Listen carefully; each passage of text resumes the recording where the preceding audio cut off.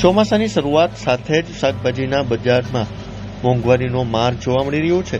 છેલ્લા કેટલાક દિવસોથી સતત વરસાદને કારણે ખેતી વિસ્તારોમાંથી આવક ઘટી છે, જેના કારણે બજારમાં અનેક શાકભાજીના ભાવમાં 20 થી 30% સુધીનો વધારો નોંધાયો છે। વેપારીઓનું કહેવું છે કે વરસાદને કારણે ખેતરોમાંથી માલની આવક ઓછી થઈ છે, જ્યારે ગ્રાહકો મોંઘા ભાવને કારણે ખરીદીમાં ઘટાડો કરી રહ્યા છે।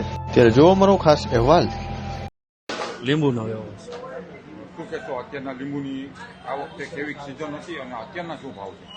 અત્યારે લીંબુનો ભાવ છે, જથ્થાબંધનો ભાવ 15 થી માંડીને 40 રૂપિયા। ઓહો, સાવ આટલું ડાઉન થવાનું કારણ?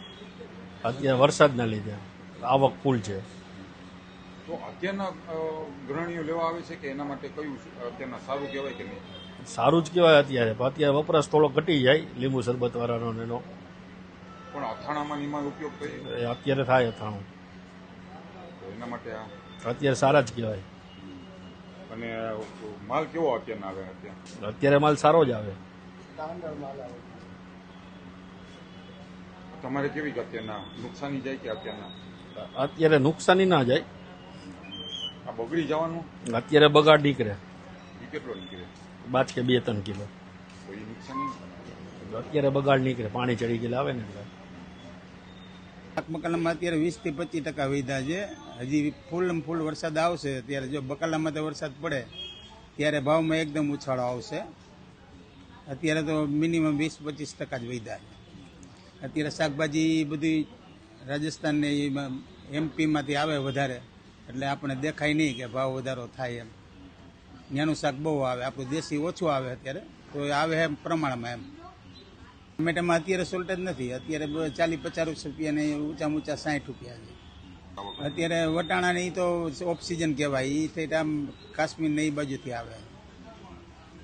બાકી શિમલાની બધી સક્કરિયાની બધું અમદાવાદ સાઈડથી આવે, એટલે વધારે બહારનું 50-60% શાકભાજી આવે છે, એટલે ભાવ એમને જળવાઈ રહીએ, નકર તો ફૂલ થઈ જાય। અહીંનું પૂરું ન થાય રાજકોટ। તો એ કેટલો ટકા આપણે ભાવ વધારો હોય છે જનરલી? અત્યારે 20-25% જ હોય છે। ફૂલ વરસાદ આવે ત્યારે ભાઈ નક્કી નહીં ક્યારે શું થાય, કેટલો વરસાદ પડે એ પ્રમાણે તો બધું સાફ થઈ જાય વેલાવાળી વસ્તુ, ત્યારે ઊંચું હોઈ જાય। દૂધી, ગલકા, ઘીસોડા, કારેલા એ બધી વસ્તુમાં તકલીફ પડે। ભાવ વધારો થયો છે 20-25%? હા, 20-25%। ગૃહિણીનું બજેટ આમાં બહુ વિખાઈ જાય છે ભાવ વધારાના હિસાબે, અને બહારથી માલ આવતો એટલે એ લોકો પણ ભાવ વધારો કરે એ પણ યોગ્ય છે। પણ ચોમાસાની ઋતુ પ્રમાણે જે પ્રમાણે વસ્તુ મળવી જોઈએ ને એવી ફ્રેશ મળતી નથી।